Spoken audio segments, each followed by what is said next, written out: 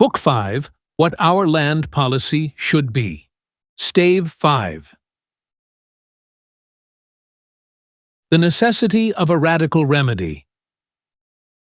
There are many who will think that if we do these things, or even if we merely do something to check the grosser abuses in the disposition of our new land, we shall have done all that is necessary. I wish to call the attention of those who thus think to a certain class of facts. There is a problem which must present itself to every mind which dwells upon the industrial history of the present century. A problem into which all our great social, industrial, and even political questions run, which already perplexes us in the United States, which presses with still greater force in the older countries of Europe, which in fact menaces the whole civilized world, and seems like a very riddle of the Sphinx, which fate demands of modern civilization, and which not to answer is to be destroyed. The problem of the proper distribution of wealth. How is it that the increase of productive power and the accumulation of wealth seem to bring no benefit, no relief to the working classes?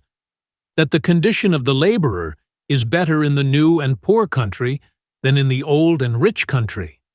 That in a country like Great Britain, whose productive power has been so enormously increased, whose surplus wealth is lent to all the world, and whose surplus productions are sent to every market, pauperism is increasing in England, while 1/3 of the families of Scotland live in a single room each, and 1/3 more in 2 rooms each.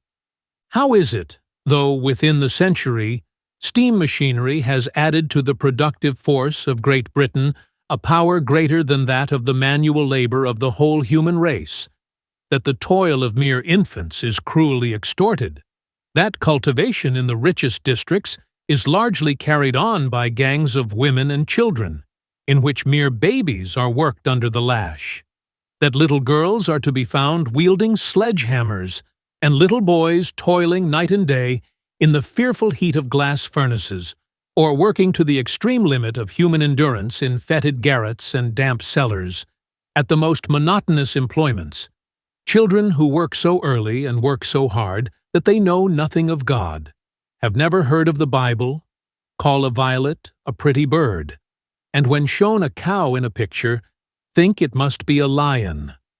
Children whose natural protectors have been changed by brutalizing poverty and the want that knows no law, into the most cruel of taskmasters.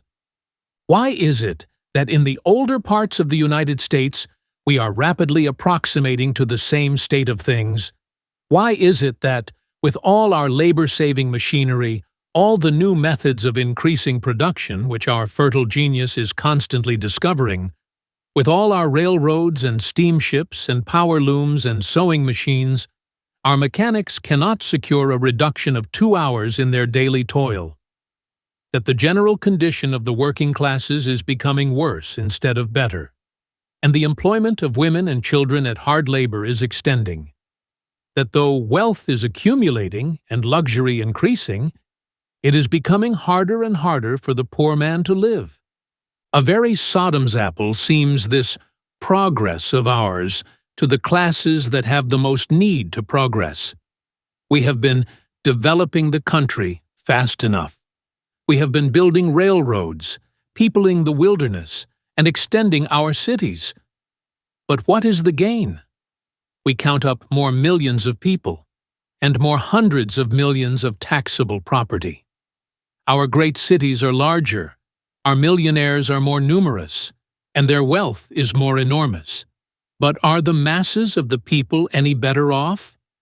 Is it not so notoriously true that we accept the statement without question, that just as population increases and wealth augments, just in proportion as we near the goal for which we strive so hard, poverty extends and deepens?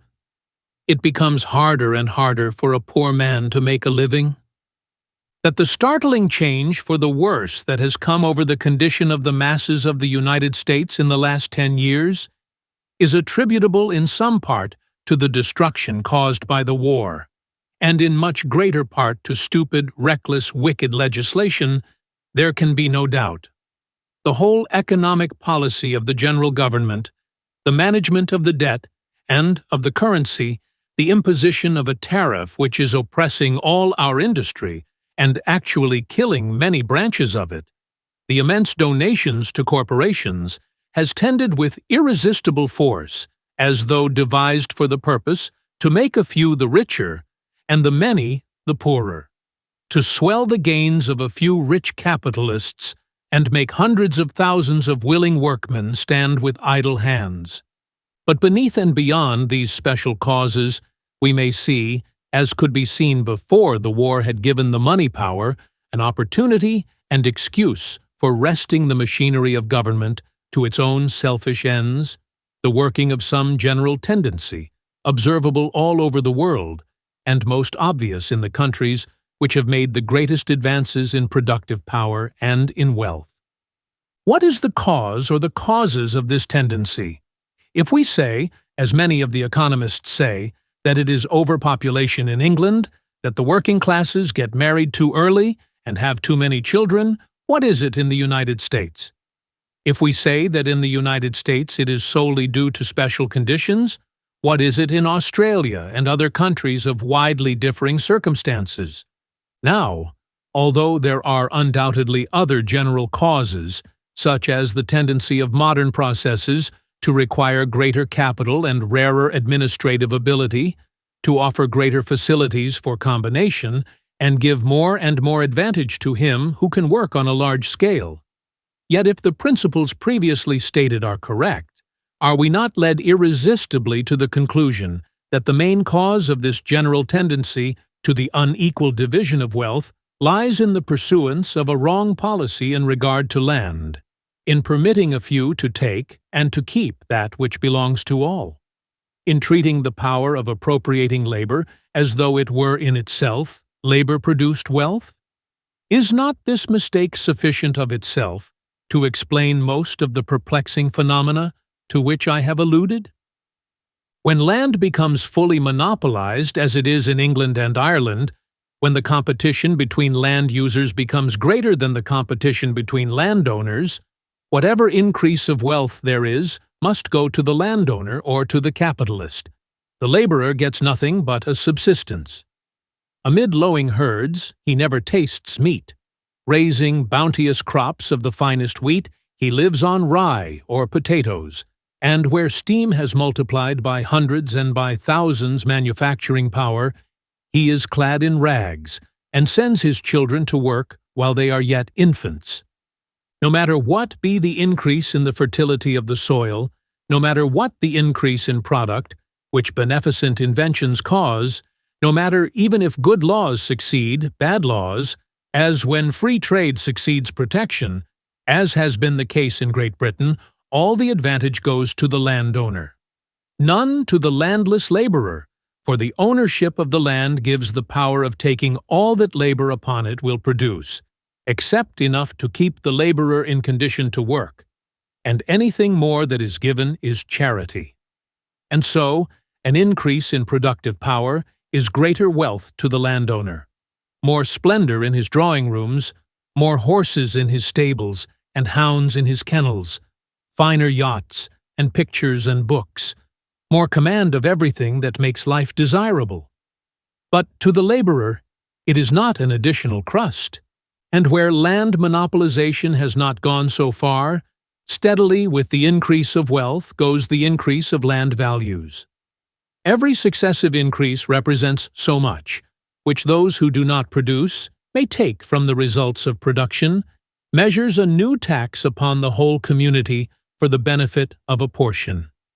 Every successive increase indicates no addition to wealth, but a greater difference in the division of wealth, making one class the richer, the other the poorer, and tending still further to increase the inequality in the distribution of wealth. On the one side, by making the aggregations of capital larger and its power thus greater, and on the other, by increasing the number of those who cannot buy land for themselves, but must labor for or pay rent to others, and while thus swelling the number of those who must make terms with capital for permission to work, at the same time reducing their ability to make fair terms in the bargain. Need we go any further to find the root of the difficulty? To discover the point at which we must commence the reform which will make other reforms possible?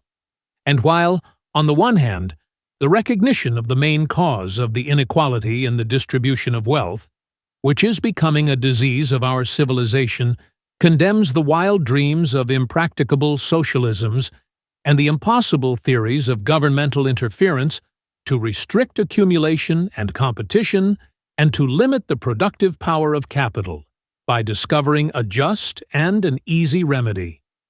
On the other hand, the spread of such theories should admonish those who consider the remedy of a common-sense policy in regard to land as too radical, of the necessity of making some attempt at reform. This great problem of the more equal distribution of wealth must in some way be solved if our civilization, like those that went before it, is not to breed seeds of its own destruction. In one way or another, the attempt must be made. If not in one way, then in another. The spread of education, the growth of democratic sentiment, the weakening of the influences which lead men to accept the existing condition of things as divinely appointed, and the general uneasiness of labor, the growth of trade unionism, and the spread of such societies as the International prove it. The terrible struggle of the Paris Commune was but such an attempt, and in the light of burning Paris, we may see how it may be that this very civilization of ours, this second Tower of Babel, which some deem reaches so far towards heaven that we can plainly see there is no God, may yet crumble and perish. How prophetic, in view of those recent events, seem the words of Macaulay, when, alluding to Gibbon's argument that modern civilization could not be overturned as was the ancient, he declared that in the very heart of our great cities, in the shadow of palaces, libraries, and colleges, poverty and ignorance might produce a race of Huns, fiercer than any who followed Attila, and of Vandals more destructive than those led by Genseric. The past and the future of the nation. 5 years must yet pass before we can celebrate the 100th anniversary of the Republic. A century ago, as a result of nearly 200 years of colonization, the scarce 3 million people of the 13 colonies fringed the Atlantic seaboard with their settlements. Pittsburgh was to them the far west, and the Mississippi, as little known as it is now, was the great river that through 1,000 miles of Arctic solitudes rolls sluggishly to its mouth in our newly acquired northern possessions. Looking back over the history of the great nations from whom we derive our blood, our language, and our institutions, and 100 years seems but a small span. 100 years after the foundation of the city, and Rome had scarce begun her conquering mission. 100 years after the Norman invasion, and the England of the first Plantagenet differed but little from the England of the bastard. How wondrous seems our growth when compared with the past. So wondrous, so unprecedented, that when the slow lapse of years shall have shortened the perspective, and when, in obedience to altered conditions, the rate of increase shall have slackened, it will seem as though in our time the very soil of America must have bred men. We have subdued a continent in a shorter time than many a palace and cathedral of the old world was a-building. In less than a century, we have sprung to a first rank among the nations. Our population is increasing in a steady ratio, and we are carrying westward the center of power and wealth, of luxury, learning, and refinement, with more rapidity than it ever moved before. We look with wonder upon the past. When we turn to the future, imagination fails, for sober reason, with her cold deductions, goes far beyond the highest flights that fancy can dare, and we turn dazzled and almost awestruck from the picture that is mirrored. Judging from the past, in all human probability, there will be on this continent a century from now, 4 or 5, perhaps 5 or 6 100 million English-speaking people stretch from the isothermal line, which marks the northern limit of the culture of wheat, to the southern limit of the semi-tropical clime. 400 or 500 million people, with the railroad, the telegraph, and all the arts and appliances that we now have, and with all the undreamed-of inventions which another century such as the past will develop. Beside the great cities of such a people, the Paris of today will be a village, the London a provincial town, and to the political power which will grow up, if these people remain under one government, two great nations of Europe will occupy such relative positions as the South American states now hold to the great Republic of the North.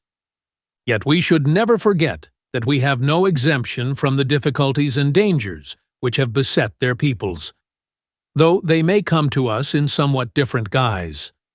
The very rapidity of our growth should admonish us that, though we are still in our youth, our conditions are fast changing.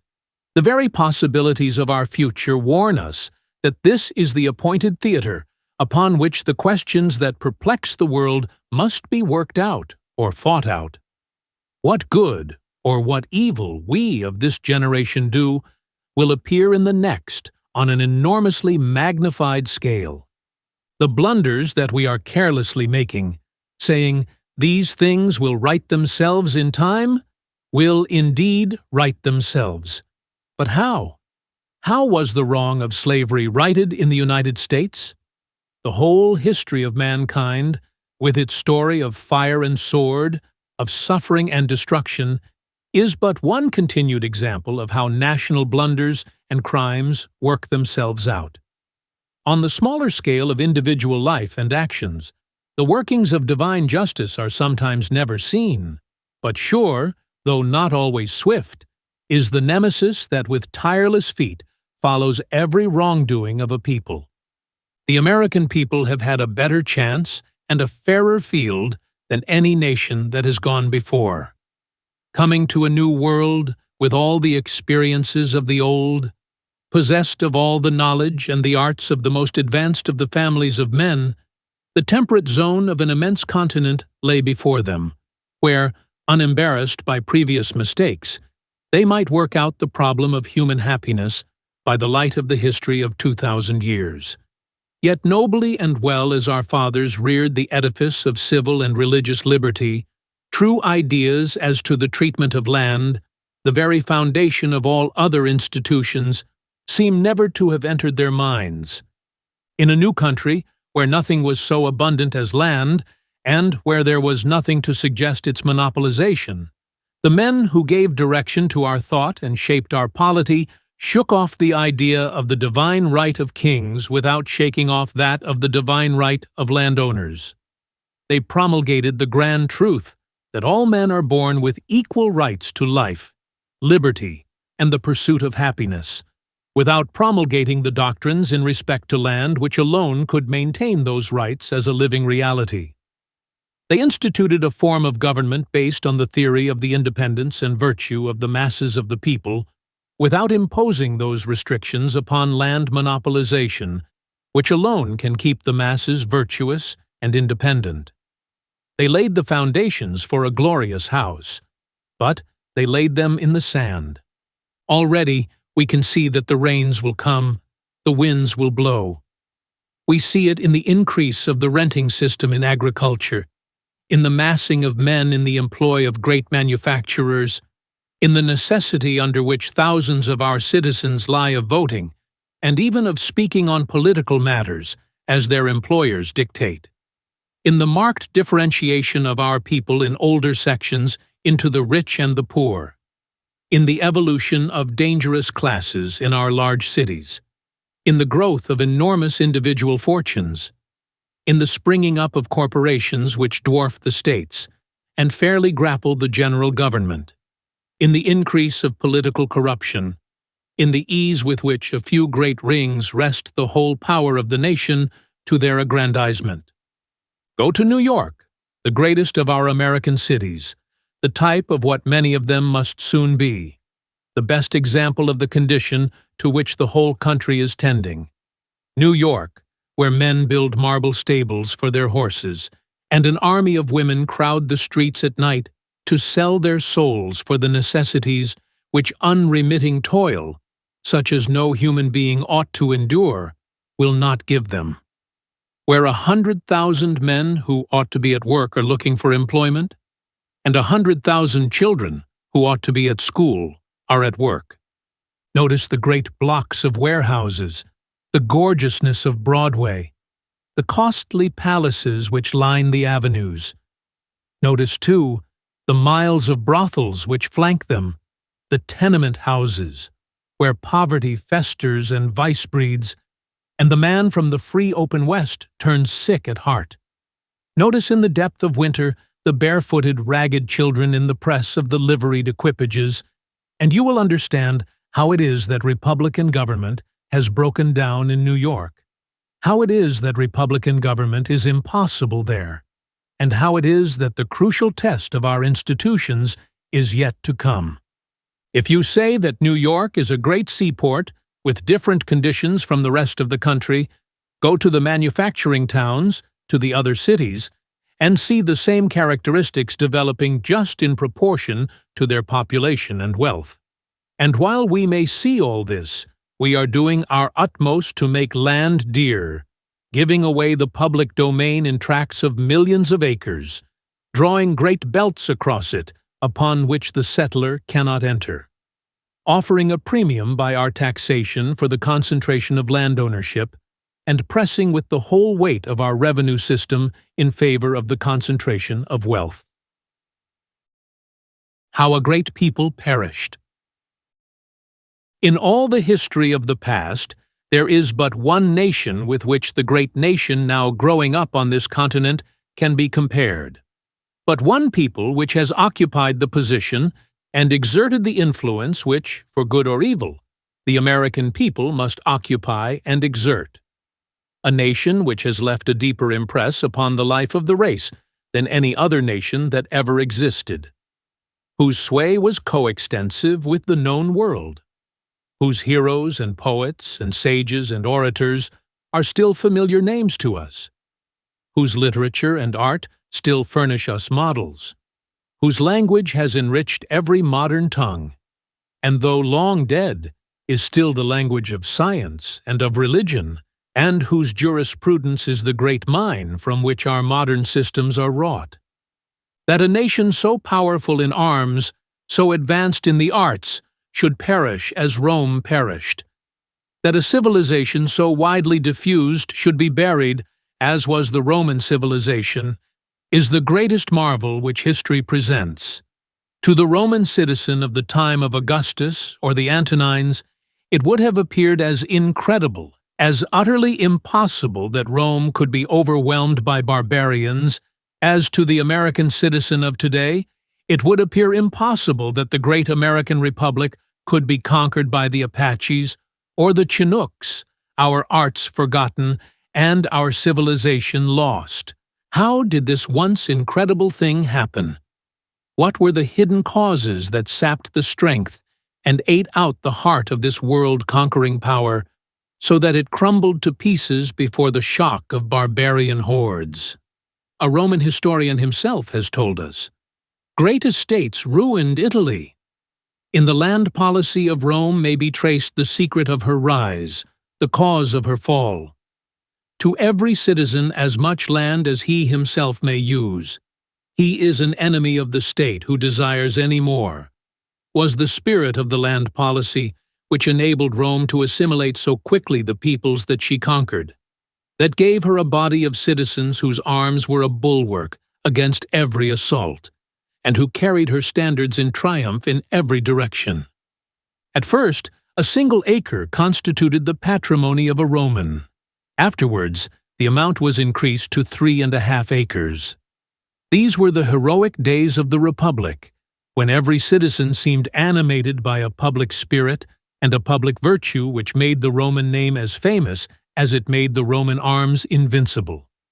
When Cincinnatus left his 2-acre farm to become dictator, and after the danger was over and the state was safe, returned to his plough, when Regulus, at the head of a conquering army in Africa, asked to be relieved because his single slave had died, and there was no one to cultivate his little farm for his family. But as wealth poured in from foreign conquests and the lust for riches grew, the old policy was set aside. The Senate granted away the public domain in large tracts, just as our Senate is doing now, and the fusion of the little farms into large estates by purchase, by force, and by fraud went on, until whole provinces were owned by 2 or 3 proprietors, and chained slaves had taken the place of the sturdy peasantry of Italy. The small farmers who had given her strength to Rome were driven to the cities, to swell the ranks of the proletarians and become clients of the great families, or abroad to perish in the wars. There came to be but 2 classes, the enormously rich and their dependents and slaves. Society thus constituted bred its destroying monsters. The old virtues vanished, population declined, art sank, the old conquering race actually died out, and Rome perished, as a modern historian puts it, from the very failure of the crop of men. Centuries ago this happened, but the laws of the universe are today what they were then. Epilogue. I have endeavored in this paper to group together some facts which show with what rapidity and by what methods the monopolization of our land is going on, to answer some arguments which are advanced in its excuse, to state some principles which prove the matter to be of the deepest interest to all of us, whether we live directly by the soil or not, and to suggest some remedies.